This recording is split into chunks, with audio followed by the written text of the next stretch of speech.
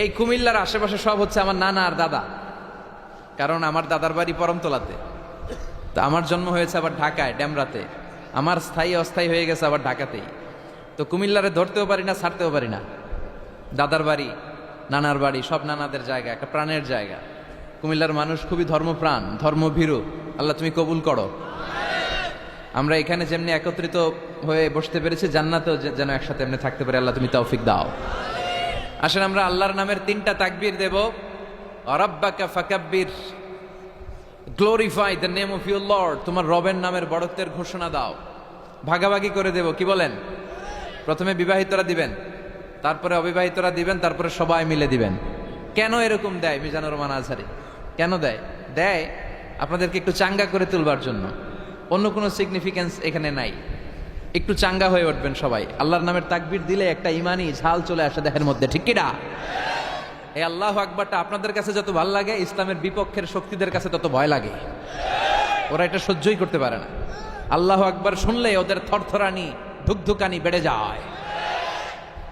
এজন্য আমরা ইসলামের পক্ষের শক্তি যারা আছে, আমরা সবসময় একজনের নামে স্লোগান দেই, তিনি কে? তো প্রথমে যারা বিবাহিত আছেন তারা পড়বেন তাকবীর, এরপরে অবিবাহিতরা, এরপরে সবাই মিলে। শুরুতে বিবাহিতরা রেডি হন। বিবাহিত কারা কারা আসছেন দেখি তো একটু। অনেক আসছে, আলহামদুলিল্লাহ আলহামদুলিল্লাহ। হাত নামান। অবিবাহিত কারা কারা আসছো দেখি। এই যে 2 হাত করে তুলতেছে, এরা সবসময় সংখ্যা বাড়াতে চায় আর 2 হাত করে তোলে। দেখা যাবে দেবিদ্দারের বিবাহিতদের পারফরমেন্স ভালো হয় না অবিবাহিতদের। শুরুতে বিবাহিত ভাইরা রেডি হন। আমি পড়বো লিল্লাহে তাকবীর, আপনারা পড়বেন আল্লাহু আকবার। শুরুতে বিবাহিতরা রেডি, তাকবীর পড়েন। বিবাহিতরা পড়েন লিল্লাহে তাকবীর। মাশাআল্লাহ তাবারাকাল্লাহ। এবার অবিবাহিতদের পালা। অবিবাহিতরা কাশি দিয়ে গলা ঠিক করে নিতেছে। অবিবাহিতরা রেডি? দেখি তোমাদের পারফরমেন্স কেমন হয়। পড়ো লিল্লাহে তাকবীর। মাশাআল্লাহ, এদের পারফরমেন্স ভয়ঙ্কর, ইমানি চেতনায় উদ্বুদ্ধ। আল্লাহ এই প্রাণ ঢালা উচ্ছ্বাসগুলোকে তুমি ইসলামের খাতিরে কবুল করে নাও। এবার আমরা সবাই মিলে 3 তাকবীর। কয় তাকবীর? এক একটা তাকবীরে যাতে এই প্যান্ডেল কেঁপে ওঠে। পারা যাবে মুসলমান? পড়েন লিল্লাহে তাকবীর, লিল্লাহে তাকবীর, লিল্লাহে তাকবীর। আল্লাহ তুমি কবুল করো। আসেন আমরা সরাসরি মহাবিশ্বয় মহাগ্রন্থ আল কোরআন আল কারীম থেকে কথা শুনি। আমি আপনাদের খেদমতে আমার খুতবা শুরুতে সূরাতু আল মুলকের একটি আয়াত তেলাওয়াত করেছি। এই আয়াতের আলোকে এই সূরাটিতে আল্লাহ তাআলা আমাদেরকে কি শিখাতে চাইলেন, জানাতে চাইলেন, কি মেসেজ দিতে চাইলেন, এগুলো আমরা নেয়ার চেষ্টা করব এবং নিয়ে আমরা যেন খেয়াল রাখতে পারি মাহফিলগুলো যেন শুধু শো ডাউন আর শো অফ না হয়। যেটাই শুনি কোরআনের যেখান থেকেই শুনেন বরকত আছে না নাই? যখন কোরআন শুনবেন রহমতের বাড়িধারা নাজিল করবে কে? একটা অক্ষর তেলাওয়াত করলে 10টা নেকি দিবে কে? একটা আয়াত তেলাওয়াত করলে জান্নাতের বিল্ডিং 1 তলা লম্বা বানায় দিবে কে? ইকরা ওয়ারতাকি ওয়ারাতিল কামা কুনতা তুরাতিলু ফিদ দুনিয়া ফাইন্না মানজিলাতাকা ফি আখিরি আয়াতিন তাকরাউহা। এক একটা আয়াত পড়ো আর জান্নাতের বিল্ডিং 1 তলা করে লম্বা করো। বড় বিল্ডিং হচ্ছে বুর্জ আল খলিফা। এটার কত লম্বা? খুব সম্ভবত 163 তলা লম্বা। আর দুনিয়াতে যারা কোরআন পড়ে আপনারা জান্নাতে হাজির হবেন, আপনাদের বিল্ডিংগুলো হবে কয়েক কোটি তলা লম্বা। যত আয়াত পড়ছেন তত আয়াত লম্বা। সারা জীবনে যদি 2 লক্ষ আয়াত পড়া হয়ে থাকে আপনার জান্নাতের বিল্ডিং হবে 2 লক্ষ তলা। আল্লাহ বলবেন পড় আর বিল্ডিং লম্বা কর। কি রহমতের কোরআন! পড়লে সওয়াব, ধরলে সওয়াব, শুনলে সওয়াব, তেলাওয়াত করলেও সওয়াব। এজন্য এই কিতাবটার সাথে যেন আমরা সম্পর্ক বাড়াই। Attachment, how to increase the attachment with the Holi Quran. কোরআনের সাথে আমাদের সম্পর্ক আমরা কিভাবে বাড়াতে পারি? প্রতিদিন তেলাওয়াত করতে হবে, আবৃত্তি করা জানতে হবে সহি শুদ্ধভাবে। মুসলমানদের অবস্থা এমন হয়েছে, বিশ্বের সবচাইতে নন্দিত এই কিতাবটা একটু তেলাওয়াত করবার সময়টুকু আমাদের হয় না। ব্যস্ত, we are leading very super busy life. খুব ব্যস্ত আমরা, কোরআন পড়ার সময় নাই। প্রতিদিন যেন একটু তেলাওয়াত করি। রাজি আছেন তো দেবিদ্দারের ভাইয়েরা? প্রতিদিন একটু একটু তেলাওয়াত করা যাবে? আরেকটা কথা সব জায়গায় আমি বলি, মাতৃভাষায় এই কোরআনটাকে আপনাদের জানতে হবে। You have to know the Holi Quran, the messages of the Holi Quran in your own mother tongue, in your own language, আপনার নিজ ভাষায়। আমাদের ভাষা কি? কথা বলেন বাংলা। এই বাংলা ভাষায় যেন আমরা কোরআন পড়ি, কোরআন শিখি। কোরআন আল্লাহ কি জানাতে চাইলেন, কি শিখাতে চাইলেন, বাংলা ভাষায় যেন আমরা এটা শিখি, আত্মস্থ করার চেষ্টা করি। দেখবেন মসজিদুল হারামে শায়েখরা যখন নামাজ পড়ায়, শাইখ আব্দুর রহমান সুদাইস, উনি যখন আযাবের আয়াত পড়ে উনি কাঁদে, কাঁদে না? আবার মুসল্লিরাও পেছন থেকে কাঁদে। এর কারণ উনিও আযাবের অর্থ বুঝে, মুসল্লিরাও অর্থ বুঝে। আমাদের তারাবির নামাজে, এত মসজিদে তারাবি পড়লাম বাংলাদেশে, কোনোদিন কোনো তারাবির নামাজে মুসল্লি আর ইমাম সাহেবের কাঁদতে দেখছেন? কথা কন, কেন কান্দে না? বুঝে নাই কোন দিক দিয়ে আযাব গেল, কোন দিক দিয়ে গজব গেল, কোন দিক দিয়ে জাহান্নাম গেল, কোন দিক দিয়ে ফেরাউন আসলো, কোন দিক দিয়ে ইউসুফ জুলেখার কাহিনী গেল, একটাও বোঝা যায়? কথা বলেন, বোঝা যায় না। ইমাম সাহেবও বুঝে না, আমরাও বুঝি না, কেউ বুঝে না, অর্থ বুঝি না, তাই আমাদের হৃদয়ে টাচ করে না। দেখবেন ওরা আযাবের আয়াত পড়লে কাঁদে, রহমত আর জান্নাতের আয়াত পড়লে ওদের হৃদয়টা ঠান্ডা হয়ে যায়। এর জন্য সালাতে আপনি কি পড়ছেন এটা বুঝতে হবে, সালাতে আপনি কি তেলাওয়াত করতেছেন বুঝতে হবে। আজীবন পড়লেন সামি আল্লাহু লিমান হামিদা, অর্থ কি অনেকেই জানে না, আছে না নাই? এজন্য মাতৃভাষায় কোরআন জানতে হবে, কোরআন তেলাওয়াত মনোযোগ দিয়ে শুনতে হবে, কোরআন পড়তে হবে, পড়ায় দিতে হবে। আপনি কাউকে যদি সূরাতুল ফাতিহাটা শুধু শিখায় দেন, সে সারা জীবন যতবার সূরা ফাতিহা তেলাওয়াত করবে তার একটা পার্সেন্টেজ সওয়াব আপনার আমলনামায় আছে না নাই? এজন্য কোরআনের আবৃত্তি শিখা, কোরআনের অর্থ জানা মাতৃভাষায়, নিজে কোরআন পড়া, অন্যকে পড়ায় দেওয়া, এবং কোরআনের আন্দোলন করা দরকার আছে না নাই? সবসময় কোরআনের পক্ষে থাকার দরকার আছে না নাই? আল্লাহ তুমি আমাদেরকে সহি সমাজ দান করো। তাই আমরা যখনই কোরআনের কথা শুনবো নিজেদেরকে পরিবর্তনের জন্য শুনবো, ঠিক কিনা? আমার আখিরাতটাকে সুন্দর করার জন্য শুনবো। আমাদের তাফসির মাহফিলগুলো হয়ে গেছে এখন শোডাউন, অনেক লোক জড়ো হইতে হবে, স্লোগান হইতে হবে, এগুলো আছে না নাই? আমাদেরকেও বেঁধে দেয় অনেক জায়গায়, হুজুর আপনার কিন্তু আজকে মাহফিল কাঁপাইতে হবে। কি বলে? কাঁপাইতে হবে। কিন্তু অনেক জায়গায় বলে হুজুর আপনার জমাইতে হবে। কি বলে? জমাইতে হবে। আবার অনেক জায়গায় বলে হুজুর আপনার কিন্তু মাহফিলটা ধরে রাখতে হবে। কি করতে হবে? তো কোথাও আমাদের কাঁপাইতে হয়, কোথাও আমাদের জমাইতে হয়, আবার কোথাও মাহফিল ধরে রাখতে হয়। কথা বুঝতে পেরেছেন? তো এই মাহফিল কাঁপানো, জমানো, ধরে রাখা, এই টেন্ডেন্সি থেকে আসেন, বেরোয় আসি। We have to make a change. আপনাকে চেঞ্জ আনতে হবে, পরিবর্তন। বিশ্বনবী পৃথিবীতে এসেছেন পরিবর্তনের জন্য। তিনি কোনো জায়গায় খারাপ কিছু দেখলেই পরিবর্তন করে দিতেন। এক সাহাবাকে জিজ্ঞেস করলেন কি নাম? মাসমুক। সে বলে ইসমি হাজান, আমার নাম হলো হাজান। হাজান মানে দুশ্চিন্তা। হাজান মানে, বিশ্বনবী বললেন হাজান কারো নাম হতে পারে? দুশ্চিন্তা এটা একটা নাম হইল? বিশ্বনবী বললেন তোমার নাম আজকে থেকে হাজান নয়, আজকে থেকে তোমার নাম সাহাল। কি নাম? সাহাল মানে সহজ। সাহাল মানে? সে বলে না ইয়া রাসূলুল্লাহ, আমার বাপ চাচা নাম রাখছে হাজান, এটা আমি ছাড়বো না। বিষ্ণু বললেন না, সাল্লে যাও। তো সে বাড়িতে চলে গেল। যাওয়ার পর থেকে ওই যে দুশ্চিন্তা, দুশ্চিন্তা তার আর পিছু ছাড়ে না। তার ব্যবসায় লস, তার চাকরিতে লস, ওর পেটে ব্যথা, ওর মাথায় ব্যথা, ওর জ্বর, ওর মেয়ে কান্দে, ওর বউ দৌড়ায়, ওর পোলায় কয় আমি মরুম। কষ্ট আর জ্বালা ছাড়েই না। সবাই বলে ওই যে বিশ্বনবী তোমার একটা সুন্দর নাম দিয়েছিল, আনো নাই, এর বদদোয়া লাগছে, যাও নবীর কাছে মাফ চেয়ে নামটা চেঞ্জ করে আনো। হাজান ফিরে গেল বিশ্বনবীর কাছে, যে বলে ইয়া রাসূলুল্লাহ আমার হাজান নামের দরকার নাই, গোষ্ঠী কিলাই হাজান, আপনি কি নাম কইছিলেন ওইটা কোন? আবার বিশ্বনবী বলে আমি বলছিলাম আন্তা সাহাল। সাহাল মানে সহজ, সাহাল মানে? বিশ্বনবীর কাছ থেকে নাম চেঞ্জ করে সাহাল নিয়ে আসলো। সাহাল বলে যেদিন থেকে আমি নাম চেঞ্জ করেছি ওই দিন থেকে আমার জীবনের সব কাজগুলো সহজ করে দিয়েছে। কে? কি নবী ছিলেন? খালি চেঞ্জ করে দিতেন, চেঞ্জ করে দিতেন। এক নারীকে জিজ্ঞেস করলেন মাসমুকি, হোয়াটস ইউর নেম? সে বলে আমার নাম আসিয়া। আসিয়া মানে অবাধ্য। বিশ্বনবী বলেন এটা একটা নাম হইল? তোমার নাম আজকে থেকে জামিলা। জামিলা মানে সুন্দরী, বিউটিফুল লেডি। জামিলা মানে সুন্দরী। সে নাম চেঞ্জ করে জামিলা নিয়ে নিল। সবাই বলল যেদিন থেকে বিশ্বনবী তার নাম জামিলা করেছে ওই দিন থেকে মরার আগের দিন পর্যন্ত এই মহিলার সৌন্দর্যে কোনোদিন ভাটা পড়ে নাই। আবার বিশ্বনবী মক্কা থেকে মদিনায় হিজরত করতে গেলেন। বিশ্বনবী বললেন মাসমুহাদিল আরদ, এই জমিনের নাম কি? সবাই বলল এই জমিনের নাম ইয়াসরিব। কি নাম? মদিনার আগের নাম ইয়াসরিব। ইয়াসরিব মানে to take revenge from someone, কারো থেকে প্রতিশোধ নেয়া। বিশ্বনবী বললেন আমি যেই শহরে থাকবো ওই শহরের নাম হবে প্রতিশোধ। How come? It's quite impossible, অসম্ভব। আমি রহমতের নবী, ওমা আরসালনাকা ইল্লা I have sent you as a mercy for the entire universe. ও নবী, আমি আপনাকে গোটা বিশ্বের জন্য রহমত করে পাঠিয়েছি। রহমতের নবী যেই শহরে থাকবে ওই শহরের নাম প্রতিশোধের শহর না।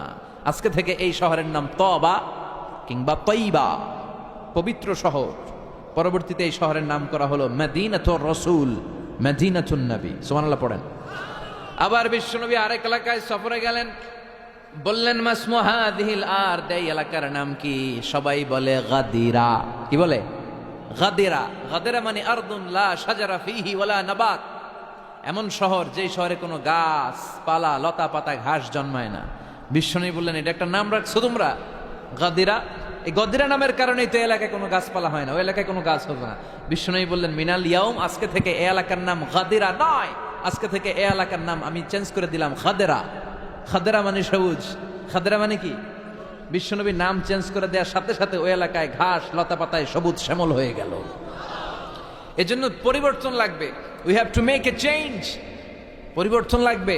এই লোক দেখানো মানসিকতা থেকে আমাদের বেরিয়ে আসতে হবে। মাহফিল কাঁপানো, মাহফিল জমানো, মাহফিল ধরে রাখা, এগুলো আর কোনোদিন বলবেন? বলবেন? সব হবে আমাদের একজনের খুশির জন্য। তিনি কে? চিল্লায় বলেন। তোমার আর তোমার আল্লাহর মধ্যে এমন কোনো গোপন বিষয় আছে নাকি যেটা আল্লাহ ছাড়া কেউ জানে না? তোমার জীবনে এমন কোনো গোপন দান আছে নাকি যেটা আল্লাহ ছাড়া কেউ দেখেনি? আমরা এখন দেখায় দেখায় দান করতে চাই, আছে না নাই? অমুক সমাজপতি শিল্পপতি 2 লক্ষ টাকা বলেন মারহাবা, আছে না নাই? লোক দেখানো দান। এটা মিজানের পাল্লায় উঠালে কোনো ওজন হবে না। আপনি গোপনে 1 টাকা দিচ্ছেন, এটারে উহুদ পাহাড়ের সমান ওজন করে আমলনামায় তুলে দিবে কে? এজন্য সবসময় খেয়াল রাখবেন যে একজনকে আমরা দেখাতে চাই, আমরা দেখাবো একজনকে। তিনি কে? মানুষকে দেখানোর জন্য কিছু করা যাবে? আল্লাহুম্মা রযুকনা ইখলাস। আল্লাহ তুমি আমাদের ইখলাস বাড়ায় দাও। আর জোরে পড়েন আমিন। আমরা আজকে সূরাতুল মুলক থেকে কথা শুনবো। মুলক সূরার নাম কি? এই সূরার অনেক ফজিলত আছে। এই সূরা রাত্রিবেলা যারা তেলাওয়াত করবে তাদের কবরের আযাব হবে না। কবরের কথা শুনলে ভয় লাগে না? একদিন মাটির ভেতরে হবে ঘরে মন আমার, কেন বান্ধ দালান ঘর, প্রাণ পাখি উড়ে যাবে পিঞ্জর ছেড়ে, ধরা ধামে সবই রবে তুমি যাবে চলে, বন্ধু বান্ধব যত মাতা পিতা দ্বারা সুত সবই হবে তোমার পরে মন আমার, কেন বান্ধ দালান ঘর। ঠিক কিনা? চলে যেতে হবে, কেউ থাকতে পারবো না। কিন্তু এই জিনিসটা আমাদের স্মরণেই আসে না। এত ব্যস্ততা, এত মায়া জাল, এত মায়ার জালে আমরা আটকে আছি। এত ব্যস্ত লাইফ, সকালবেলা অফিস, বিকেলবেলায় অমুক কাজ, তারপরে অমুক কাজ, একটার পর একটা কাজ চলতেই থাকে। এই ব্যস্ততার কারণে আমাদের জীবনটা সুপার বিজি লাইফ আমরা লিড করছি, আমাদের জন্য সময়ই নাই, কিন্তু চলে যেতে হবে। এজন্য সাইয়েদনা ওমর ফারুক বলতেন মুতু ক্বাবলা আন তামুতু, মরার আগে একবার মরো। হাসিবু ক্বাবলা আন তুহাসাবু আলাইকুম, তোমার হিসাব নেওয়ার আগে তুমি তোমার একবার হিসাব নাও। আমাদের প্রত্যেকের নিজের একটা হিসাব আছে না নাই? কথা বলেন। নিজে খাতা কলমের মধ্যে একটু লিস্ট করবেন যে আমি জীবনে এই ভালো কাজ করেছি, এই খারাপ কাজ করেছি, আসলে আমার অবস্থানটা কই হওয়া উচিত। নিজে খাটের মধ্যে একবার শটান হয়ে মরার মতো শুয়ে থাকবেন, ভাববেন যে আমি মরে গেছি। ভাবেন না কি হবে? ছেলেমেয়েরা কান্না করবে, আত্মীয় স্বজন কান্না করবে, মাইকে অ্যানাউন্সমেন্ট হবে অমুক এলাকার অমুক ভাই আমাদের মাঝে দুনিয়ায় নাই। বিশাল দেবিদ্বারের ময়দানে আপনার জানাজা হবে, খাটিয়াতে করে নিয়ে যাওয়া হবে। শুয়ে শুয়ে ভাববেন, আগে থেকে খুদে রাখা কবরে আপনাকে ফেলে বাঁশ দিয়ে উপরে মাটি চাপা দিয়ে চলে আসবে। অন্ধকার, শুধু অন্ধকার। এই অন্ধকার যেন শেষ হতে চায় না। This is the nature of life. এই তো জীবন। কথা বলেন ঠিক কিনা? এগুলো ভাবার দরকার আছে না নাই? বিষ্ণু বললেন এই সূরাটা এমন সূরা মানিআতুন মিন আযাবিল কবর। এই সূরা মুলক যারা তেলাওয়াত করবে তাদের কবরে কোনো আযাব হবে। আজকে থেকে সূরাতুল মুলকের তেলাওয়াত করা যাবে? পারা যাবে? পারা যাবে? আসেন না নিজেদেরকে একটু পরিবর্তন করি, আসেন না নিজেদের আমলের ঝুলিতে আরো কিছু বাড়াই, নিজেদের আমলগুলোকে সুন্দর করি, নিজেদেরকে আর একটু পরিচ্ছন্ন করি।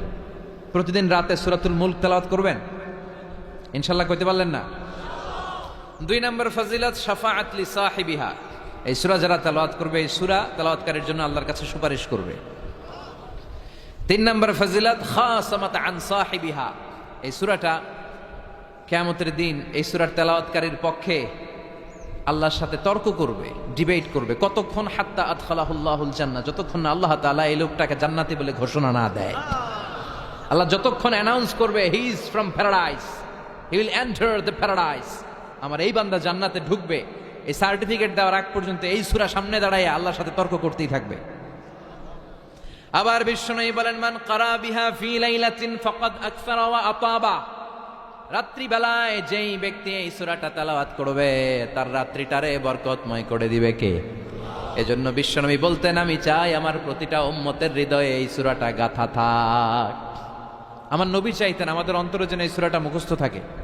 আমরা চাই না? 30টা মাত্র আয়াত। কয় আয়াত? সবাই বলেন কয় আয়াত? প্রতিদিন এক আয়াত মুখস্থ করলে আমাদের পুরো সূরাটা মুখস্থ করতে লাগবে কয়দিন? 30 দিন। 1 মাসের চেষ্টায় সূরাটা মুখস্থ করা যাবে না? দেবিদ্দারের ভাইরা, করা যাবে? আওয়াজ করে পড়েন ইনশাআল্লাহ।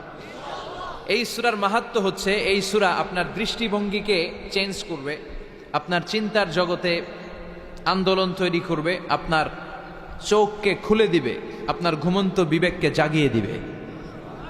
বিশেষ করে যারা স্রষ্টা নিয়ে সন্দেহে থাকে তাদের জন্য এটার ভিতরে ডোজ আছে, মেডিসিন আছে।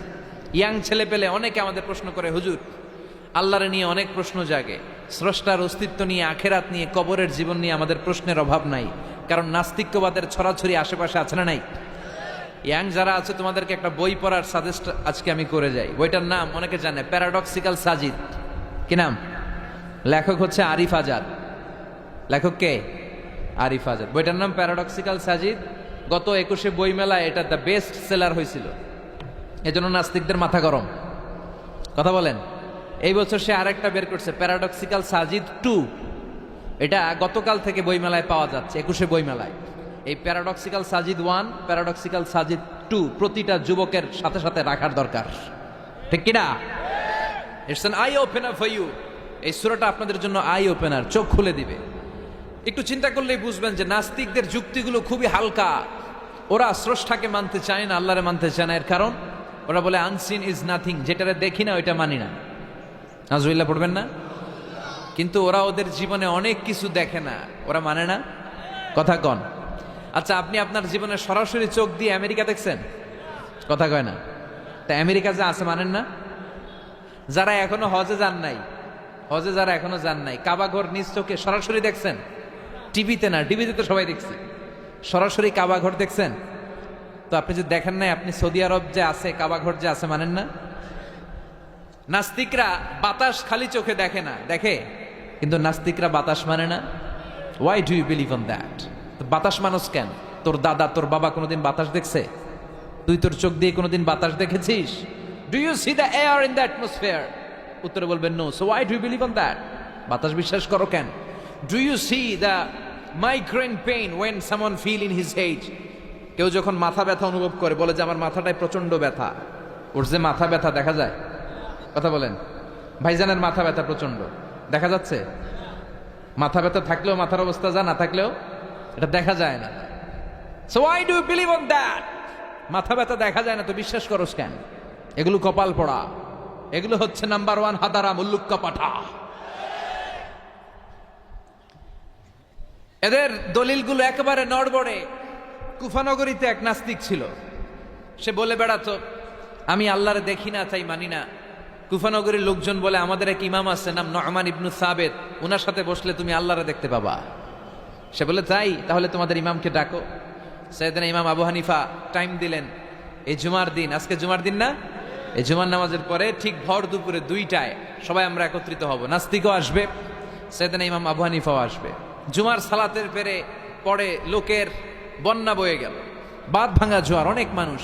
নাস্তিক এসেছে, লক্ষ লক্ষ লোক এসেছে, আসে নাই ইমাম আবু হানিফা। আসে না আসে না, আধা ঘন্টা 1 ঘন্টা 2 ঘন্টা পরে আসছে। নাস্তিক বলে, এই তোমাদের ইমাম যার কোনো সময়ের জ্ঞানই নাই, এর সাথে কিসের তর্ক? সাইয়েদানা ইমাম আবু হানিফা বলে, ইনদি উযর, আমার ওজর আছে। কি ওজর? সাইয়েদানা ইমাম আবু হানিফা বলেন, আমি ঘর থেকে বের হয়ে আসার পথে একটা নদী পার হয়ে আসতে হয়। আজকে এসে দেখি নদীর মধ্যে কোনো মানুষ টানুষ নাই, নৌকা নাই, মাঝি নাই, কিচ্ছু নাই। তো হঠাৎ দেখলাম পাশে বিশাল বড় একটা গাছ। এই গাছটা এমনি এমনি 2 ভাগ হয়ে গেল। হঠাৎ গাছ থেকে এমনি এমনি লম্বা তক্তা হয়ে গেল, এমনি এমনি তক্তাগুলো জোড়া লেগে নৌকা হয়ে গেল। আর নৌকা আমার সামনে আসলো, মাঝি ছাড়া, লগি বৈঠা ছাড়া। আমি নৌকায় যেয়ে বসলাম, নৌকাটা আমার নিয়ে টান দিয়ে সাঁ করে ওপার নিয়ে গেল। তো এই যে এই কাজগুলো আর প্রসেসিং গুলো হতে আমার 2 ঘন্টা সময় লেগেছে। নাস্তিক কয়, তগ ইমাম গাঞ্জা খাইছে, মাথার তার ছিঁড়া গেছে, নাহলে কোনো সুস্থ মানুষ এ কথা বলতে পারে? এমনি এমনি নাকি গাছ ভেঙে তক্তা হয়, এমনি এমনি নাকি তক্তা লেগে নৌকা হয়, এমনি এমনি নাকি মাঝি ছাড়া নৌকা চলে? সাইয়েদানা ইমাম আবু হানিফা বললেন, এই তো আপনি লাইনে চলে আসছেন, আপনারে বুঝানো এখন আমার খুব সহজ হবে। এমনি এমনি গাছ কাটে না করাত ছাড়া, এমনি এমনি তক্তা জোড়া লাগে না, নৌকা হয় না মিস্ত্রি ছাড়া, এমনি এমনি নৌকা চড়ে না মাঝি ছাড়া। তাহলে এত বিশাল বড় আকাশটা কেমন করে এমনি এমনি হলো? জমিনটা কেমন করে এমনি এমনি হলো? সাগর, মহাসাগর, পাহাড়, মরুভূমি কেমন করে এমনি এমনি হলো? এগুলোর একজন স্রষ্টা আছে না নাই? নাস্তিক কয়, তাই তো, আসলেই তো আমি হাদারাম, আসলেই তো আমি উল্লুক্কা পাঠা। এইভাবে তো আমি কখনো ভেবে দেখি নাই, এইভাবে তো কখনো চিন্তা করি নাই। ও ইমাম, তুমি আমার ঘুমন্ত বিবেককে জাগিয়ে দিয়েছো, তুমি আমার চোখের সামনের পর্দাটা উঠিয়ে দিয়েছো, তুমি আমার দৃষ্টিভঙ্গিকে পরিবর্তন করে দিয়েছো। ও ইমাম, তুমি আমার চোখ খুলেছো, তুমি আমাকে হক চিনতে সাহায্য করেছো। আর দেরি করতে চাই না, আমারে পড়িয়ে দাও লা ইলাহা ইল্লাল্লাহু মুহাম্মাদুর রাসূলুল্লাহ। কালিমা পড়ে মুসলমান হয়ে গেছে। আল্লাহু আকবার পড়েন। এমনি নাস্তিকদের জন্য এই সূরার ভেতরে আল্লাহ তাআলা অনেক দিগদর্শন রেখেছেন, জীবন দর্শন রেখেছেন। আল্লাহ বুঝাতে চান যে গোলাম, আমারে চেনার জন্য, আমারে দেখার জন্য তোর ডক্টরেট ডিগ্রি লাগবে না, তোর ব্যাচেলর ডিগ্রি, মাস্টার্স ডিগ্রি লাগবে না। তুই আমার সৃষ্টির দিকে একটু নজর করে তাকা, একটু ঠান্ডা মাথায় চিন্তা করে দেখ, একটু সাগরের দিকে তাকা, একটু নদীর দিকে তাকা, একটু পাহাড়ের দিকে তাকা। তাকালেই তুই বুঝবি সামওয়ান ইজ কন্ট্রোলিং এভরিথিং। একজন এমডি আছে, ম্যানেজিং ডাইরেক্টর, মহা ব্যবস্থাপক, যিনি গোটা বিশ্বের সব ব্যবস্থাপনার আঞ্জাম দিচ্ছেন। চিল্লায় বলেন ঠিক কিনা? আল্লাহ বলে, তুই সাগরের দিকে তাকা, পাহাড়ের দিকে তাকা, নদীর দিকে তাকা। সাগরের দিকে তাকালে আমি আল্লাহরে খুঁজে পাবি। ঝর্ণার দিকে তাকা, ঝর্ণার মধ্যে আল্লাহর নিদর্শন আছে না নাই? ঝর্ণা ঝর্ণা ঝর্ণা রে, বলনা বলনা বলনা রে, কার বিরহে পাগল পাড়া তুই, কার মিলনে ফুল ফসলে ভরা রে তোর দুকুল ভুই, কার মিলনে ফুল ফসলে ভরা রে তোর দুকুল ভুই। ঝর্ণা ঝর্ণা ঝর্ণা রে, বলনা বলনা বলনা রে, কার বিরহে পাগল পাড়া তুই। সুবহানাল্লাহ পড়েন। ঝর্ণা দেখছেন কোনোদিন? হড়ে হড়ে দেখছেন? সিলেটে মাধবকুণ্ড জলপ্রপাত, আর কোথায়? সীতাকুণ্ড, আর কোথায়? রাঙ্গামাটি, আর শ্রীমঙ্গল। ঝর্ণা আছে না? এই ঝর্ণার দিকে তাকাবেন, ঝর্ণার ঝরঝর শব্দের আওয়াজগুলো বুঝার চেষ্টা করবেন, দেখবেন ঝর্ণা আপনাকে বলে দিবে যে আমার স্রষ্টা কে। আল্লাহর সৃষ্টির দিকে তাকালে আল্লাহরে পাওয়ার সুযোগ আছে না নাই? এই তথ্যগুলো, এই উপাত্তগুলো, এই মেসেজ আর ইনফরমেশনগুলো আল্লাহ তাআলা এই সূরার ভেতরে ভরে দিয়েছে। শুনতে রাজি আছেন? আওয়াজ করে বলেন তো সূরার নাম। আরো জোরে সবাই বলেন কি নাম? মুলক। মুলক মানে কি? মুলক মানে রাজত্ব, মুলক মানে ক্ষমতা, মুলক মানে পাওয়ার, মুলক মানে কিংডম, মুলক মানে সভরেইনটি, মুলক মানে অথরিটি কার? এজন্য রব্বুল আলামিন বলেন, তাবারাকাল্লাযী বিয়াদিহিল মুলকু ওয়া হুয়া আলা কুল্লি শাইইন কাদির। সুমহান সেই সত্তা যার হাতে ক্ষমতা, আর তিনি সকল কিছুই করতে ক্ষমতাবান, সবকিছুর উপর কর্তৃত্বশীল। চিল্লায় বলেন ঠিক কিনা?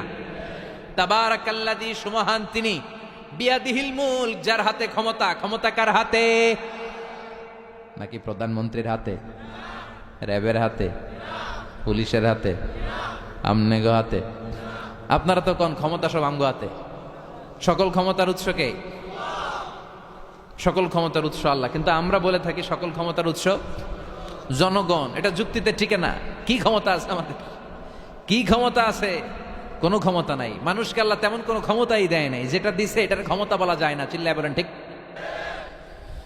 আসল ক্ষমতার মালিক হলেন আল্লাহ। আমাদেরকে তো আল্লাহ দুর্বল করে বানিয়েছেন। ওয়া খালাকাল ইনসানু দাঈফা। আমাদেরকে দুর্বল করে তৈরি করেছে কে? শুধু আমরাই দুর্বল না, আমি দুর্বল, আমার বাপ দুর্বল, আমার দাদা দুর্বল, আমার 14 গোষ্ঠী দুর্বল। আমরা দুর্বলের ঘরের, চিল্লায় বলেন দুর্বলের ঘরের।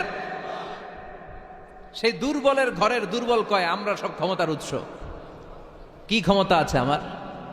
আজকে মাহফিলের প্যান্ডেলের পেছন থেকে বলে, কেউ যদি বলে ওঠে হুজুর সাপ, কি বলে? সব দৌড়। আমি আমার নানা করে দৌড়, তুমি এদিকে দৌড়া, চাচা আপন প্রাণ বাঁচা।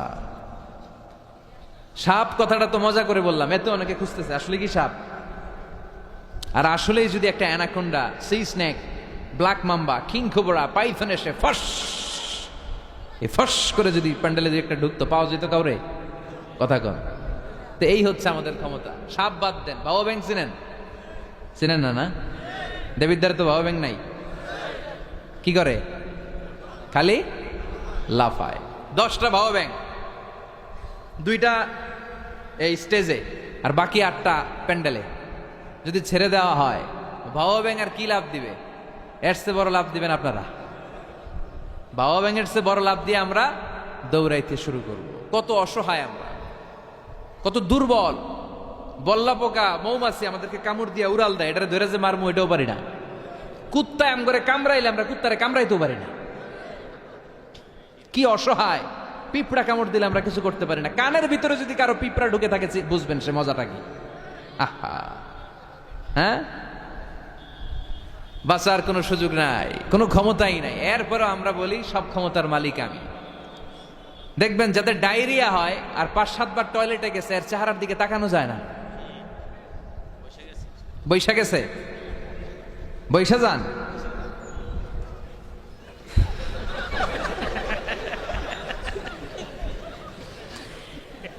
তো এই হইল আমাদের অবস্থা। 5-6 বার টয়লেটে গেলে আর ওর দইরা দাঁড় করানো যায় না। কাই মরে যাইও, আরে সবাই মাফ করে দেন, আই আর হাইতেন না,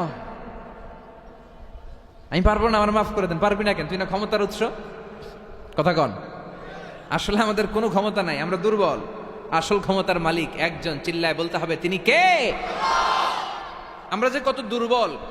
ন্যাচারাল ক্যালামিটি অর ডিজাস্টার যখন হয়, প্রাকৃতিক দুর্যোগ, তখন নিজের অবস্থা খেয়াল করবেন। বন্যার সময় মানুষের কি অবস্থা হয়, ঠিক কিনা? ভূমিকম্পের সময় কি অবস্থাটা হয় আমাদের। রাত 3টার দিকে যদি ভূমিকম্প হয়, দৌড়, লুঙ্গি পইরা দৌড়, লুঙ্গি ছাড়াও দৌড়, আগে যান বাঁচাও। পাগল হয়ে যায়। বাচ্চাটারে কোলে নিয়ে দৌড়াবো, না স্ত্রীকে ঘুম থেকে জাগাবো, না ভাড়াটিয়াদেরকে উঠাবো, না নিজেই ছাদের উপর থেকে লাফ দেব। ত্রাস, ভয়, ভূমিকম্প, সবাই দৌড়। দেখবেন ভূমিকম্প হইলে বাড়িওয়ালাও দৌড়, ভাড়াটিয়াও দৌড়।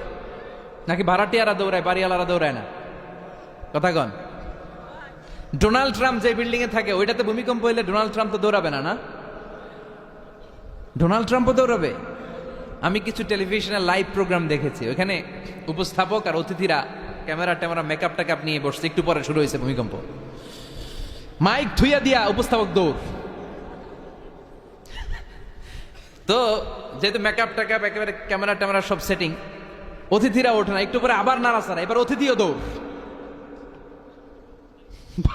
বাঁচার জন্য সব দৌড়। এই হচ্ছে আমাদের ক্ষমতার দৌড়াত্ম। এরপরও আমরা বলি আমরা নাকি ক্ষমতার উৎস। তুফান হলে, এইখানে একটা তুফান হলে 70 কিলোমিটার বেগের জাস্ট বাতাসটাকে যদি আল্লাহ এর তীব্রতা যদি বাড়িয়ে দেয়, সব দৌড় আমরা। কথা কন।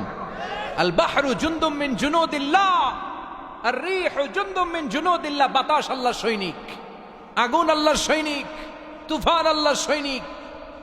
চিল্লা এখন ঠিক কিনা? 2004 সালের সুনামির কথা ভুলে গেছেন? ইন্দোনেশিয়া একটা প্রদেশ আছে, বান্দা আছে, এক ধাক্কায় 3 লক্ষ সাগরের ভেতরে। জাপানের কান্টো শহরে 1 লক্ষ নয়, একটা ধাক্কায়, কয়েক সেকেন্ডের ব্যবধান। একটু আগে নাচানাচি করতেছিল, ধুম্মা চলে ধুম, একটু পরে সব হয়ে গেছে ধুম ধুম। একেবারে সাইজ করে ফেলছে কে?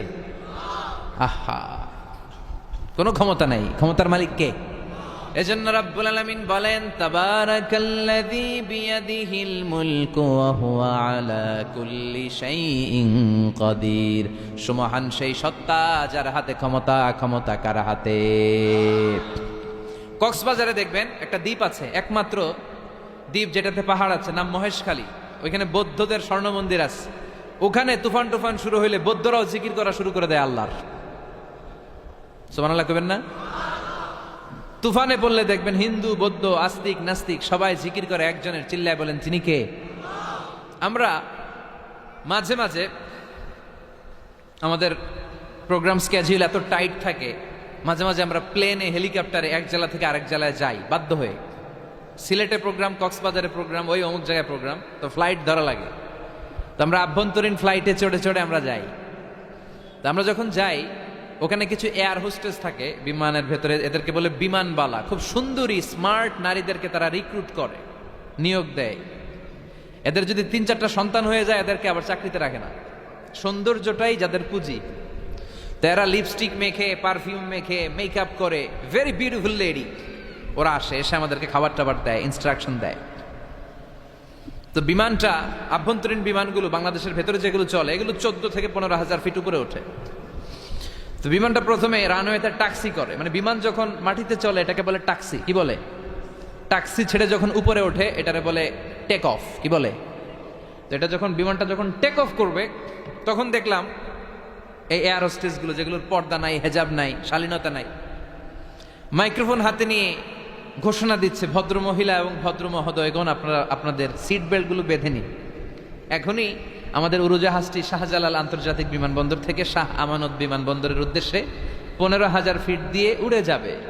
এরপরে পড়তে শুরু করে আল্লাহ আকবার, আল্লাহ আকবার, আল্লাহ আকবার। তো আমি উল্টা ঘুরে তাকাইলাম, কিরে এই মাইয়া আল্লাহ আকবার কয় কেমনে? গুইরা দেখি হাতের মধ্যে এরকম কাগজ, এই কাগজ থেকে দেখে দেখে পড়তেছে। উচ্চারণ কিন্তু আমগো মতো না, পড়তেছে আল্লাহ আকবার, আল্লাহ আকবার, আল্লাহ আকবার, সুবহানাল্লাযী সাখখারা লানা হাযা। পুরো দোয়াটাই পড়ছে, ওমা কুন্না লাহু মুকরিনিন ওয়া ইন্না ইলা রাব্বিনা লামুনকালিবুন। তো আমি হিসাব মিলালাম, ঘটনা কি? লিপস্টিক, মেকআপ, সুটেড, বুটেড, পারফিউম মাখা, হিপ হপ স্টাইলের মেয়ে, এরা আল্লাহ আকবার পড়ে কেন?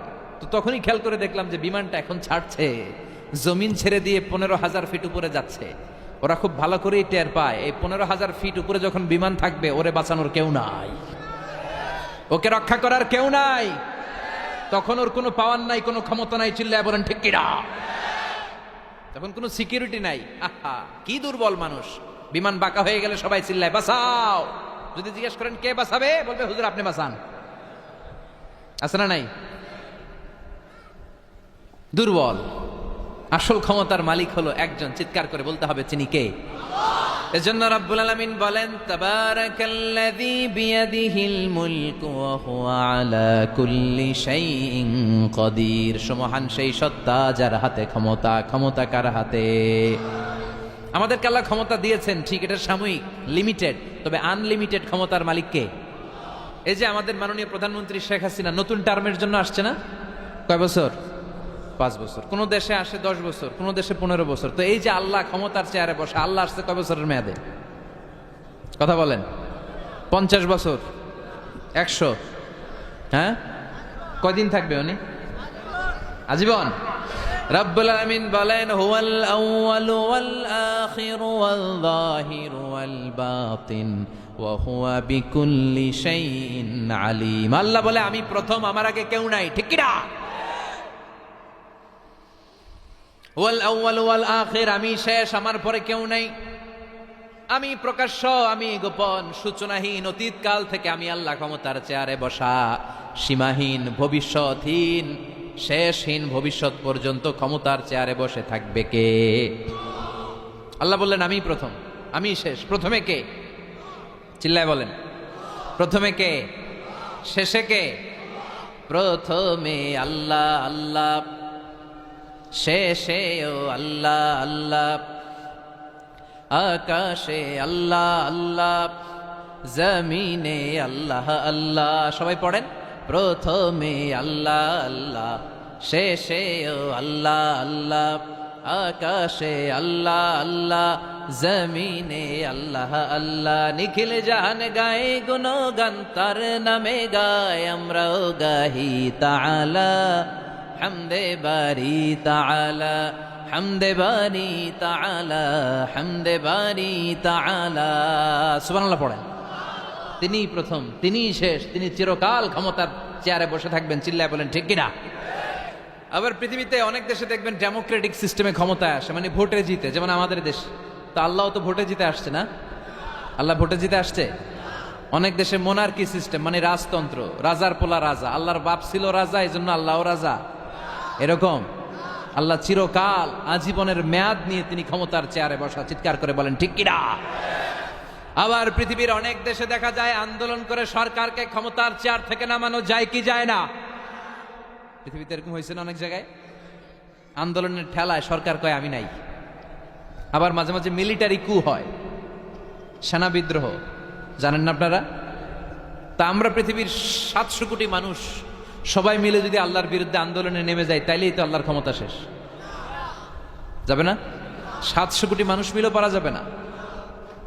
আচ্ছা, জিন জাতি যদি বলে ও মানুষেরা তোদের সাথে আমরাও আছি, মানুষ জিন ভাই ভাই, আল্লাহর আর রক্ষা নাই, আল্লাহর গদি শেষ। আচ্ছা, ফেরেশতারাও যদি বলে ও মানুষ ও জিনেরা তোগুলোকে আমরাও আছি, 3 দলীয় মহাজোট, আল্লাহর চেয়ার উল্টে যাবে নাকি? কথা বলেন।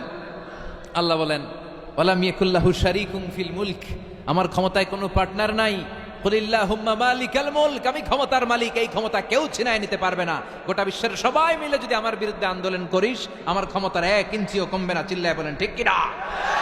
সে আল্লাহ বললেন তাবারাকাল্লাযী বিয়াদিহিল মুলকু ওয়া হুয়া আলা কুল্লি শাইইন কাদির, সুমহান সেই সত্তা যার হাতে ক্ষমতা, ক্ষমতা কার হাতে? ওয়া হুয়া আলা কুল্লি শাইইন কাদির, তিনি সব বিষয়ে ক্ষমতাবান। ফাআলুল লিমা ইউরিদ, যা চান তিনি তাই করতে পারেন। তিনি কে? তিনি পাহাড়কে দরিয়া করতে পারেন, দরিয়াকে পাহাড় করতে পারেন, ধনীরে গরিব বানাতে পারেন, গরিবরে ধনী বানাতে পারেন, সম্মানিতকে অপমানিত করতে পারেন, অপমানিতকে সম্মানিত করতে পারেন। চিৎকার করে বলেন ঠিক কিনা? তিনিই ক্ষমতার মালিক। সকল ক্ষমতার উৎস হচ্ছেন তিনি, সকল ক্ষমতার উৎস আমরা জনগণ। আর কোনদিন বলবেন? দেবিদ্বারের ভাইরা, তাহলে চিল্লায় বলেন তো সকল ক্ষমতার উৎস কে? আল্লাহ সকল ক্ষমতার উৎস। এর কিছু দূর পরে আল্লাহ বলেন ওয়ালাকাদ যায়্যানাস সামাআদ দুনিয়া বিমাসাবিহা ওয়া জাআলনাহা রুজুমান লিশ-শায়াতিন, আমি প্রথম আকাশের মহাশূন্যটাকে আলো দিয়ে, তারা দিয়ে সুশোভিত করেছি। আবার এই তারা দিয়ে আমি জিনদেরকে আঘাত আর প্রহারের ব্যবস্থাও করেছি। সুবহানাল্লাহ পড়েন। অনেক লম্বা কথা, আমি সংক্ষেপে মেসেজগুলো আপনাদের কাছে পৌঁছে দিই। আল্লাহ বলেন আমি প্রথম আকাশের মহাশূন্যটাকে তারা দিয়ে সাজিয়েছি। I have beautified the closure sky with light, candle and stars. মাথা উপরের দিকে তুললে আমরা যেটা দেখি এটা কি? আসলে এটা আকাশ না, এটা মহাশূন্য। এটা কি? আকাশ অনেক উপরে, আমরা খালি চোখে যা দেখি এটা প্রথম আকাশের মহাশূন্য। এই প্রথম আকাশের মহাশূন্যের অনেক উপরে প্রথম আকাশ, তারপরে দ্বিতীয় আকাশের মহাশূন্য, তারপর দ্বিতীয় আকাশ, তারপরে তৃতীয় আকাশের মহাশূন্য, তারপরে তৃতীয় আকাশ। একটার চেয়ে আরেকটা বড়। সুবহানাল্লাহ পড়েন। কত বড়? আপনার এই হাতের আংটিটা, সাহারা মরুভূমির নাম শুনছেন? পৃথিবীর সবচেয়ে ছোট মরুভূমি, তাই না? তাইলে বড়। এই বিশাল সাহারা মরুভূমিতে যদি আপনার এই হাতের আংটিটা আপনি ছুঁড়ে ফেলে দেন, এই সাহারা মরুভূমির তুলনায় আপনার আংটি যত ছোট, আল্লাহর দ্বিতীয় আকাশের তুলনায় আল্লাহর প্রথম আকাশটা ঠিক তত ছোট। একটার চেয়ে একটা বড়, একটার চেয়ে একটা বড়। আর আমরা মনে করি কত বিশাল জায়গা নিয়ে আমরা বসে আছি। এই যে দেবিদ্বার প্রপারের আজকের এই প্যান্ডেলের এই পরিবেশটা অনেক বড় মনে হচ্ছে না তাকালে? পুরো দেবিদ্বারের তুলনায় এই প্যান্ডেলটা কত ছোট কল্পনা করা যায়? দেবিদ্বার হচ্ছে কুমিল্লার 16টা থানার একটা, তাই না? থানা। কুমিল্লা হচ্ছে বাংলাদেশের 64 জেলার একটা। এরকম 64টা জেলা মিলে আমাদের সুজলা সুফলা শস্য শ্যামলা ডিজিটাল বাংলাদেশ। এই বাংলাদেশ হচ্ছে পৃথিবীর সবচাইতে বড় দেশ। কি বড় না? কত ছোট জানেন? মানচিত্রের মধ্যে বাংলাদেশ এটা লেখার জায়গা পাওয়া যায় না। বাংলা BANG পরে ইন্ডিয়ার উপরে, মাঝখানে LA, পরে বাংলাদেশের উপরে আবার DESH পরে আবার ইন্ডিয়ার উপরে। বাংলাদেশ কথাটা লেখার জায়গাও বাংলাদেশের উপরে নাই। কত ছোট, পাশের ইন্ডিয়ায় 25 গুণ বড়, Canada, United states of America প্রায় 100 গুণ বড়, রাশিয়া নামে একটা দেশ আছে প্রায় কয়েকশো গুণ বড়। এরকম 200টা দেশ মিলে আমাদের এই পৃথিবী। এই 200টা দেশ মিলে পৃথিবীর মাত্র 30 ভাগ, বাকি 70 ভাগ হচ্ছে শুধু পানি। সুবহানাল্লাহ কবেন না? তাহলে পুরো পৃথিবীর তুলনায় দেবিদ্বারের এই প্যান্ডেলটা কত ছোট, কত ক্ষুদ্র আমি, কত তুচ্ছ আমি, কত নগণ্য আমি, চিন্তা করতে পারেন? আচ্ছা, এত বড় মনে হইলো এই পৃথিবীটা, এই পৃথিবীটাকে এত বড় মনে হচ্ছে আমাদের, কিন্তু এই যে দ্বীপ প্রহরের জলজলে সূর্যটা দেখা যায়, এই সূর্যটা এই বিশাল পৃথিবীর চেয়ে 13 লক্ষ গুণ বড়। 9,30,00,000 মাইল দূরে 8 মিনিট 18 সেকেন্ড সময় নিয়ে আলোটা আসে। তাহলে এতক্ষণকার আলোচনা পর্যন্ত মনে হচ্ছে সূর্যই মনে হয় অনেক বড়। সূর্য হচ্ছে একটা স্টার, তারা। সূর্যের পরে পৃথিবীর সবচেয়ে কাছের তারার নাম প্রক্সিমা সেন্ট্রাই, তারপরে একটা আলফা সেন্ট্রাই এ, আলফা সেন্ট্রাই বি, যেতে যেতে ইটা ক্যারিনা, ব্যাটেল জিউস, এরকম অনেকগুলো আছে, আপনারা গুগল করলে পাবেন এগুলো। এই যে ব্যাটেল জিউস তারা, যেই সূর্য পৃথিবীর চেয়ে 13 লক্ষ গুণ বড়, ওই ব্যাটেল জিউস তারাটা আবার সূর্যের চেয়ে 33 কোটি গুণ বড়। তাহলে এতক্ষণ পর্যন্ত বোঝা যাচ্ছে ব্যাটেল জিউসই মনে হয় বড় না। ব্যাটেল জিউস এত ক্ষুদ্র তারা, এটার কোনো নাম নিশানাই নাই অন্য তারকার সামনে। চিল্লায় কোন আল্লাহু আকবার। এরকম লক্ষ লক্ষ অযুত, লক্ষ নিযুত, কোটি, মিলিয়ন, বিলিয়ন, ট্রিলিয়ন, জিলিয়ন, ফিলিয়ন, অক্ট্রিলিয়ন তারা নিয়ে আমাদের গ্যালাক্সি গঠিত। আমাদের এই গ্যালাক্সির নাম মিল্কি ওয়ে। কি নাম? আমাদের গ্যালাক্সির পরে সবচেয়ে কাছের গ্যালাক্সির নাম অ্যান্ড্রোমেডা। আমাদের গ্যালাক্সি থেকে অ্যান্ড্রোমেডায় পৌঁছতে আলোর গতিতে কেউ যদি পৌঁছতে যায় তাহলে 2.5 মিলিয়ন লাইট ইয়ার সময় লেগে যাবে। 2.5 million light year. Light year মানে আলোকবর্ষ। আলোকবর্ষ বললাম এজন্য, মানে আলোর গতিতে যদি আপনি ছোটেন। এই পৃথিবীতে আবিষ্কৃত সবচেয়ে দ্রুত গতিসম্পন্ন যে উপাদানটা পাওয়া গিয়েছে সেটার নাম লাইট, মানে আলো। সেটা কি? এই আলো 1 সেকেন্ডে ছুটে 1,86,000 মাইল বেগে। সুবহানাল্লাহ বাড়িতে গিয়া 1 সেকেন্ডে 1 লক্ষ, 1 ঘন্টায় না কিন্তু, 1 মিনিটেও না, আরে 1 সেকেন্ড কইতে 2 সেকেন্ড লাগবে, কথা কন। সেই 1 সেকেন্ডে নাকি আলো ছুটলে 1,86,000 মাইল চলে যায়। তো আলোর গতিতে গতিসম্পন্ন কোনো রকেট, যেই রকেট আলোর গতিতে ছুটবে, এরকম কোনো রকেট যদি আপনারা বানাতে পারেন, তাহলে আমাদের গ্যালাক্সি থেকে, আমাদের মিল্কি ওয়ে থেকে আমাদের সবচেয়ে কাছের গ্যালাক্সি অ্যান্ড্রোমেডাতে পৌঁছতে আপনার 25 লক্ষ বছর লেগে যাবে। চিল্লায় পড়েন না আল্লাহু আকবার। এই প্রথম আকাশের মহাশূন্যটাকে এরকম তারা দিয়ে সুশোভিত করে দিয়েছে কে? রাতের বেলা তারার মেলা যদি আপনি তাকান অবাক হবেন। এখন তো তারার সৌন্দর্য দেখা যায় না লাইটিং ফাইটিং এর কারণে। আগে যখন গ্রামে আসতাম দেখতাম কি সুন্দর তারা, সুন্দর সুন্দর তারা আছে। সবচেয়ে উজ্জ্বল একটা তারা আছে, এটার নাম ধ্রুব তারা। কি তারা? ধ্রুব তারা। একটা আছে শুকতারা। 60টা তারার একটা চ্যানেল আছে, এটার বলে সপ্তর্ষি মণ্ডল। অনেকে রাতের তারাটারা চিনে না। আগের নাবিকরা আকাশের তারা দেখে পথ চলতো। সুবহানাল্লাহ পড়েন। এই তারকারা যদি প্রথম আকাশের মহাশূন্যটাকে সাজিয়ে দিয়েছে কে? এরপরে সূরার প্রথম রুকুর শেষে আল্লাহ বললেন, ওয়াসিররু قولكم أو اجهروا به إنه عليم بذات الصدور ألا يعلم من خلق وهو اللطيف الخبير। আল্লাহ বলেন, তুমি গোপনে কিছু বলো কিংবা প্রকাশ্যে বলো, তুমি যাই বলো না কেন, কথাগুলো শোনে কে? আপনি আওয়াজ করে, এই যে আওয়াজ করে আমরা কথা বলতেছি, শুনে কে? আওয়াজ বন্ধ করে মনে মনে ভাবতেছি, ওইটা মনে আল্লাহ শোনে না? কথা বলেন। 7 আকাশের উপরে আল্লাহর আরশ, ওই আরশের উপরে আল্লাহর অবস্থান। 7 জমিনের নিচেও যদি কোনো পিঁপড়া নীরবে নিঃশব্দে হেঁটে যায়, আল্লাহ বলে এত উপর থেকে আমি ওই পিঁপড়ার হেঁটে চলার পায়ের আওয়াজটাও শুনতে পাই। কেউ যেটা শোনে না, শুনে কে? এরপর আল্লাহ বললেন, হুয়াল্লাযী জাআলা লাকুমুল আরদা যালুলান ফামশু ফি মানাকিবিহা ওয়া কুলু মির রিজকি ওয়া ইলাইহিন নুশুর। আল্লাহ বললেন, তিনি এমন সত্তা যিনি তোমাদের জন্য জমিনটারে সমতল বানিয়ে দিয়েছেন। জমিনের যেখান দিয়ে প্রয়োজন হেঁটে যাও আর রিজিক তালাশ করো, কিন্তু সবশেষে তার দিকে ফিরে যেতে হবে, ঠিক কিনা? জমিনটারে সমতল করলো কে? আজকের এই প্যান্ডেলটা সমতল না? কথা কন না, উঁচা নিচা? আজকে এদিকে যদি উঁচা হইতো, এদিকে নিচা, এদিকে খাদ, এদিকে গর্ত, এদিকে আবার উঁচা, বসতে পারতেন? কি সমতল! বিমান থেকে নিচের দিকে তাকালে এটা ভালো টের পাওয়া যায়, মনে হয় সবুজ কার্পেটিং করা, এটা একটা কার্পেট, এটা একটা কার্পেট, কার্পেট কার্পেট, পুরো বাংলাদেশটা মনে হয় যেন আল্লাহ তাআলা সবুজ কার্পেট দিয়ে ডেকোরেশন করে রেখেছে। আল্লাহ বলে সবুজ কার্পেট দিয়ে ডেকোরেশন করেছি দেখে ভেবে নিও না তোমরা বেঁচে গেছো, নাফরমানি আর গাদ্দারি করলে সবুজ কার্পেটের ভিতরেও আগুন আছে না নাই? কি মেকানিজম? উপরে কার্পেট, নিচে আগুন। কার্পেটের নিচে কি? আল্লাহ কোরআনে কসম কেটেছেন, ওয়াল বাহরিল মাসজুদ, ফুটন্ত সাগরের পানির কসম। দুনিয়ার কোন সাগরের পানি গরম না, সব ঠান্ডা, কিন্তু আল্লাহ বললেন ফুটন্ত টকবকে সাগরের পানির কসম আমি খেলাম। অনেক গবেষণা হলো এই সাগরের পানি নিয়ে। আমেরিকান নেভাল একাডেমির এক চিফ ইঞ্জিনিয়ার উনি বললেন কোরআনে পাওয়া গেল টকবকে সাগরের পানির কসম, কিন্তু সাগরের পানি তো ঠান্ডা, এখানে গরম আসলো কোত্থেকে? আসলে আল্লাহ সাগরের নিচে যে গরম মজুদ রেখে দিয়েছেন ওইটার দিকে খেয়াল করে বলেছে।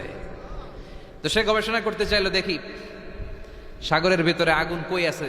কোরআন যেহেতু বললো টকবকে সাগরের পানির কসম, আসলে কোনো আগুন টাগুন খুঁজে পাওয়া যায় কিনা। সে সাগরের ভেতরে পাইপ ঢুকাতে শুরু করলো, জোড়া লাগিয়ে লাগিয়ে গবেষণা। তো পাইপ যেতে যেতে অনেক সাগরের গভীরতা শেষে তলা পাওয়া গেল। তলার ভেতরে সে ড্রিল করে পাইপ ঢুকাতে লাগলো। সে পেয়ে গেল মাটির স্তর, এরপরে পাললিক শিলার স্তর। পৃথিবীর ভিতরে কিন্তু অনেকগুলো স্তর আছে জানেন। এই যে পানিগুলো আমরা নষ্ট করি, এই পানি কিন্তু খাই, আমাদের পেশাবই আমরা খাই। আমাদের এই প্রস্রাবও যদি পৃথিবীর 4-5টা স্তর শেষে নিচের দিকে চলে যায়, এটা মিনারেল ওয়াটারের মতো হয়ে যায়। এই 4-5টা স্তর মাটির ভেতরে রেখে দিয়েছে কে? পাললিক শিলা, রূপান্তরিত শিলা, আগ্নেয়গিরির শিলা।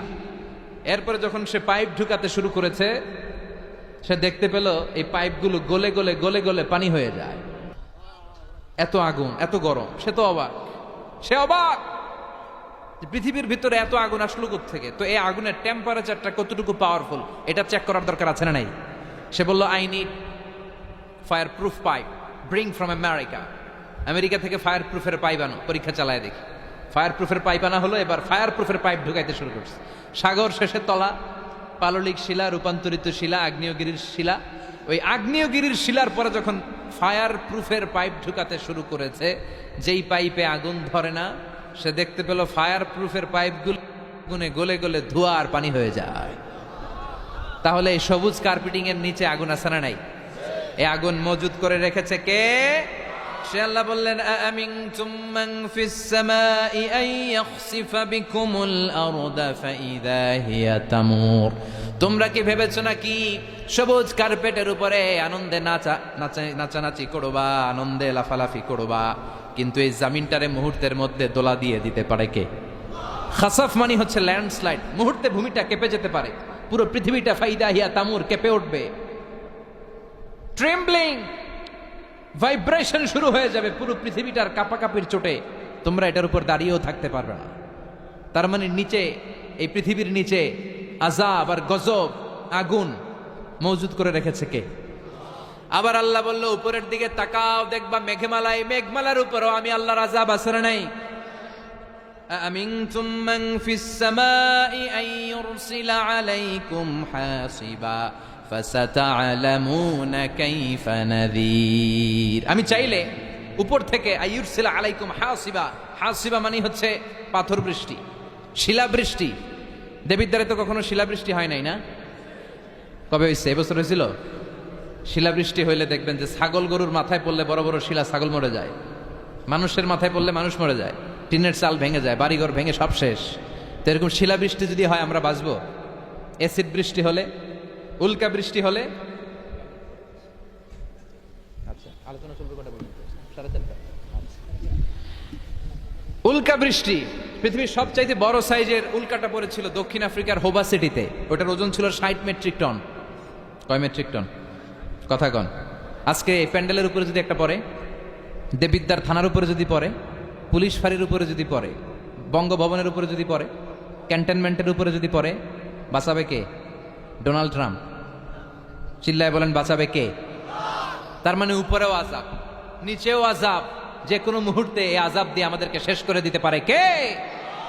লূত আলাইহিস সালামের কওমের একটা বদখাসলাত ছিল হোমোসেক্সুয়ালিটি, সমকামিতা। আল্লাহ শাস্তি হিসেবে পুরো জমিনটারে উল্টিয়ে দিলেন। ফাজআলনা আলিয়াহা সাফিলাহা, আল্লাহ উল্টায়া ছেড়ে দিলেন, সব শেষ। ওইখানে এখন ডেড সি, আল বাহরুল মাইয়িত, মৃত সাগর, গজবের জায়গা। এই সাগরে কোনো কাঁকড়া নাই, চিংড়ি মাছ নাই, ব্যাং নাই, শ্যাওলা নাই, মাছ নাই, কিচ্ছু নাই।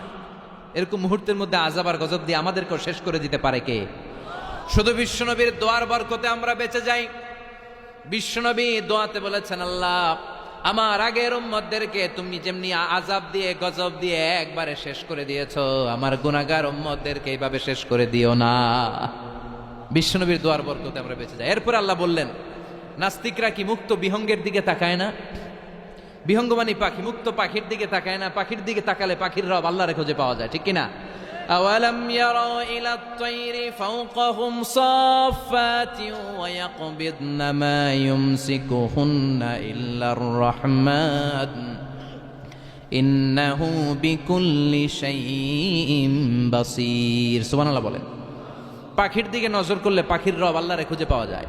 আপনি পাখির দিকে তাকায় দেখেন কেমনে উড়ে, ওদেরকে শূন্যে ধরে রাখে কে? কথা বলেন না। মা ইউমসিকুহুন্না ইল্লার রাহমান, আল্লাহ ছাড়া কেউ পাখি ধরে রাখে না। এই পাখির আরবি হচ্ছে তয়ের। পাখির আরবি কি? বিমান আরবিও তয়ের। পাখি আরবি যা, বিমান আরবিও তা। এটার উপর গবেষণা করে বিমান আবিষ্কৃত হয়েছে। সুবহানাল্লাহ কইবেন না? কিন্তু আমরা করতে পারি নাই, করেছে আমেরিকান দুই ভাই। আমরা আছি ফতুয়াবাজি নিয়ে, কথা কন। আমরা আছি মারামারি নিয়ে, কার পিছনে কেমনে লেগে থাকা যায়, কারে কেমনে টাইনা নামানো যায়।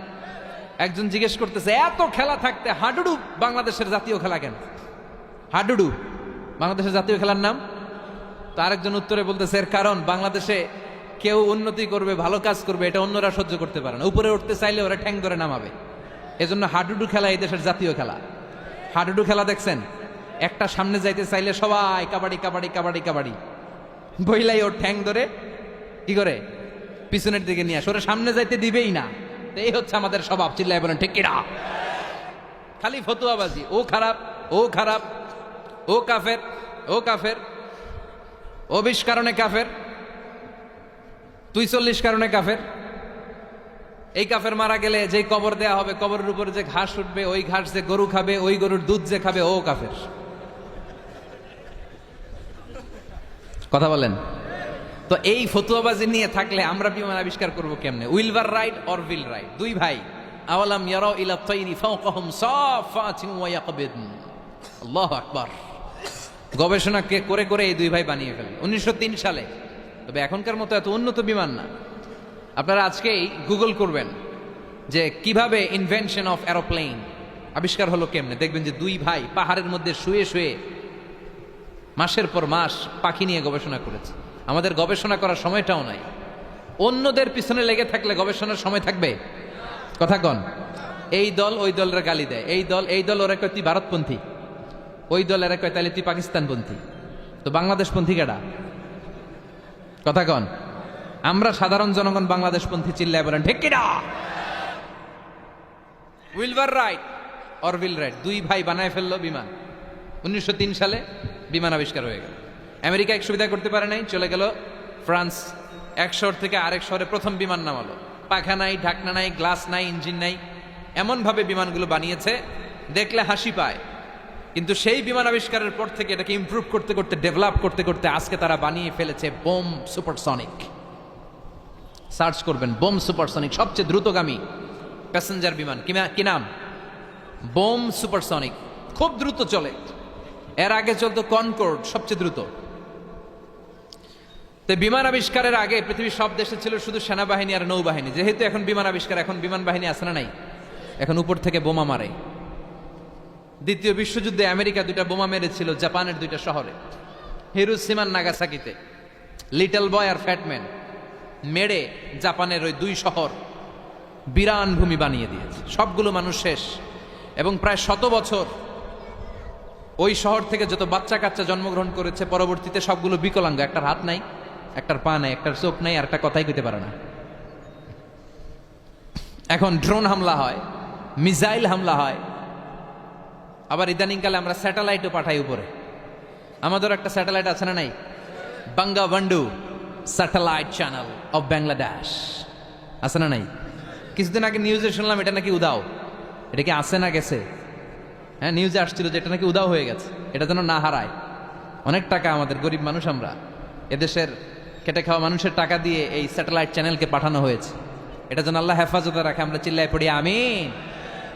তো এই সূরাটার শেষে আল্লাহ একটা প্রশ্ন করেছে আপনাদের সবাইকে, প্রশ্ন রেখে আল্লাহ শেষ করেছে। দেখেন একটার পর একটা মেসেজ।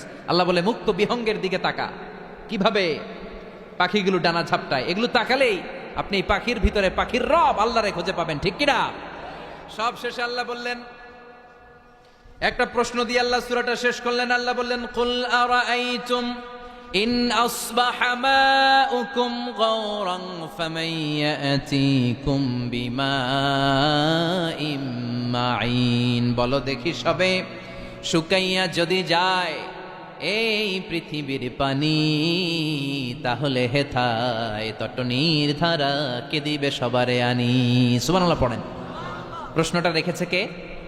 আল্লাহ বললেন, একদিন ঘুম থেকে উঠে দেখো টিউবওয়েলে পানি নাই, মোটর ছেড়েছো, ট্যাপ ঘুরাচ্ছ, পানি নাই, বাজারে মিনারেল ওয়াটার কিনতে গিয়েছো, পানি নাই। পানি দিবে কে?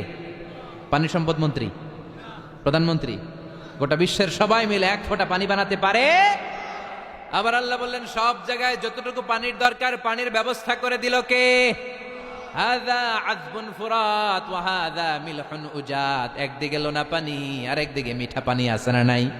মিঠা নদীর পানি, আল্লাহ তোমার মেহেরবানি। পড়েন সবাই, সুন্দর ফুল সুন্দর ফল, মিঠা নদীর পানি, আল্লাহ তোমার মেহেরবানি। সুবহানাল্লাহ পড়েন। আবার দেখেন একই সাগর, এই দিকের পানির এক কালার, ওই দিকের পানির আরেক কালার, মিশানা। এই দৃশ্যটা আপনারা নিজ চোখে দেখছেন নাকি? কই দেখছেন? কয় মোবাইলে? আর বেটা মোবাইলে তো সবাই দেখছে, চোখে সরাসরি দেখছেন? পদ্মা নদীতে দেখা যায়। কোথায় আছে? চাঁদপুরের মোহনাতে, মোহনাতে দেখা যায়। আমি মিশরের নীল নদ আর ভূমধ্য সাগর দেখছি, মিলে না। মারাজাল বাহরাইনি ইয়ালতাকিয়ানি বাইনাহুমা বারযাখুন লা ইয়াবগিয়ান ফাবিআইয়ি আলাই রাব্বিকুমা তুকাযযিবান। দুই দিক থেকে দুই ধরনের পানি বয়ে যায়, মাঝখানে অদৃশ্য ব্যারিকেড দিয়ে দিয়েছে কে? এই পানির ডেনসিটি হাই, এটার ডেনসিটি কম, এটা টেম্পারেচার হাই, এটা টেম্পারেচার কম, এটা লোনা, এটা মিঠা, এজন্য একটার সাথে আরেকটা মিশে না। এই পানির স্রষ্টা কে? পানি চাইবো কার কাছে? এই পানির অপর নাম যেমনি জীবন, আবার বেশি পানি হয়ে গেলে মরণ। কথা কন। সাইয়েদনা নূহ আলাইহিস সালামের কওমকে বেশি পানি দিয়ে, মানে বন্যা দিয়ে শেষ করে দিয়েছে কে?